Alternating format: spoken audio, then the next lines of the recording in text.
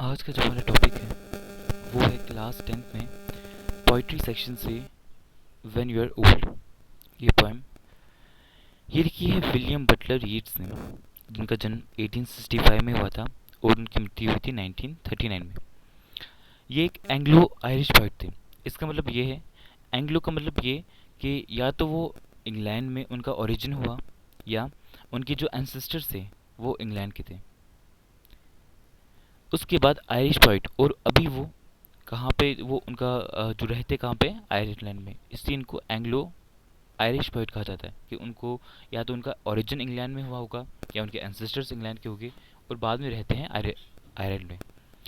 Poet and dramatist, एक poet भी और ड्रामाटिस्ट भी थे। और अपने यूथ में इन्होंने जब पोइट्री पढ़ा वहाँ पे उन्होंने आयरलैंड में जो लीजेंड थे उनकी जो स्टोरीज थी वो पढ़ा।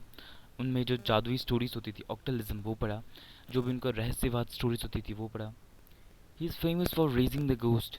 और ज़्यादातर उन्होंने जो लिखा है फेमस इस चीज़ के लिए है वो है गोस्ट के लिए, कि गोस्ट के बारे में ज़्यादा लिखा है, उस चीज़ के लिए फेमस है।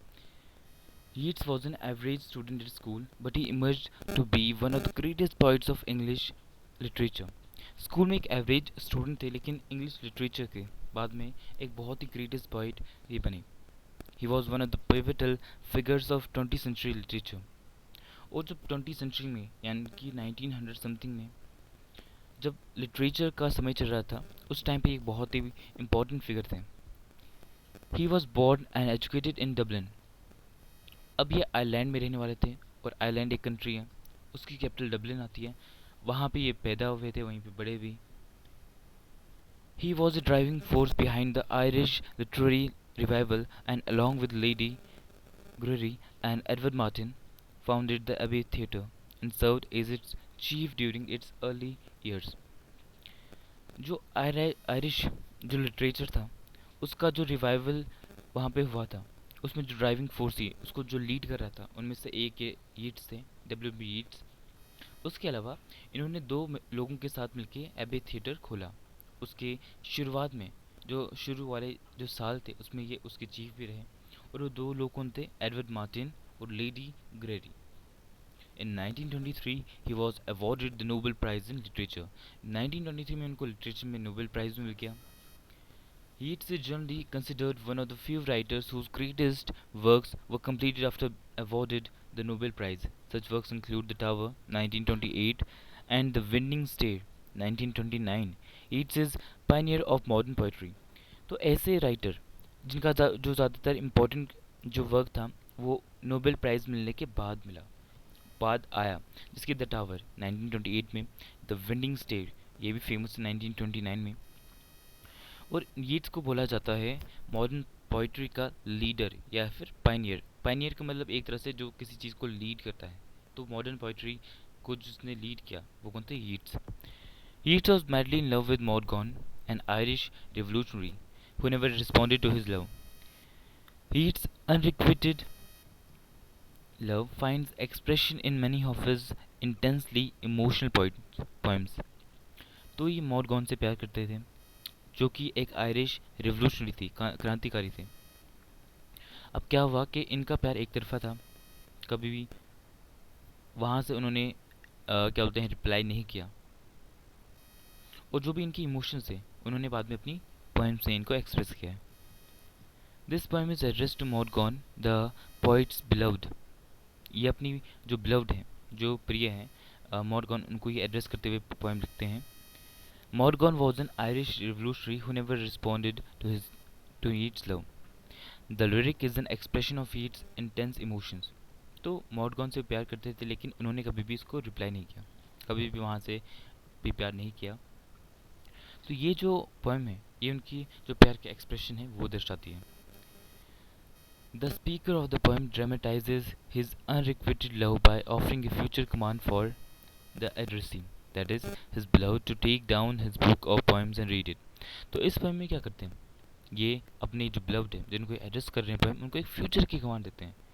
उसमें बताते हैं कि जब मेरी बुक फ्यूचर में पब्लिश हो चुकी होगी तो उसको आप लेना, उसे पढ़ना।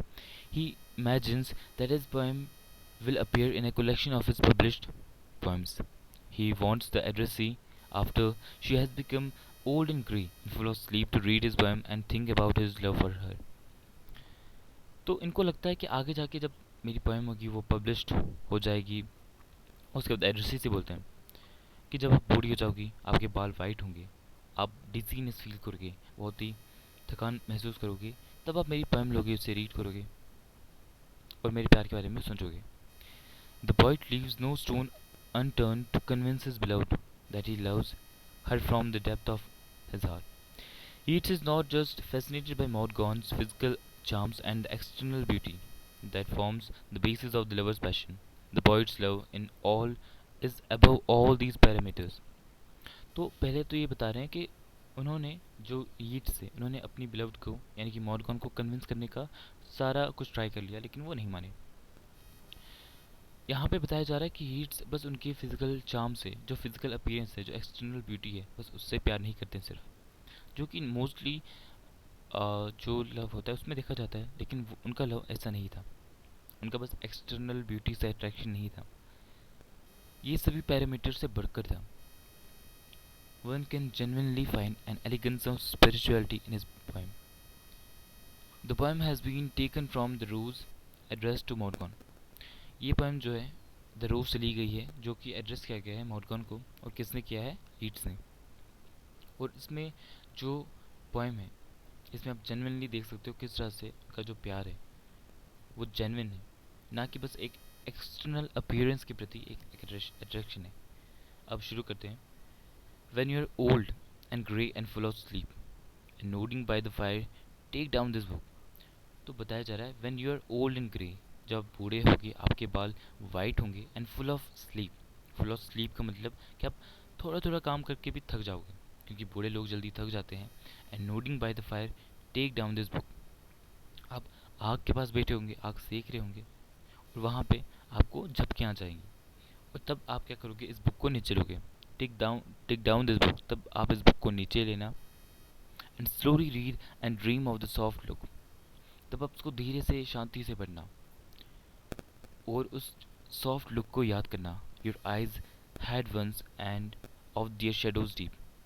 उस सॉफ्ट लुक की जो आपकी जो आइज थी, उनकी जो एक टाइम पे जो ब्यूटी हुआ करती है, जो सॉफ्ट लुक हुआ करता था, उनको याद करना.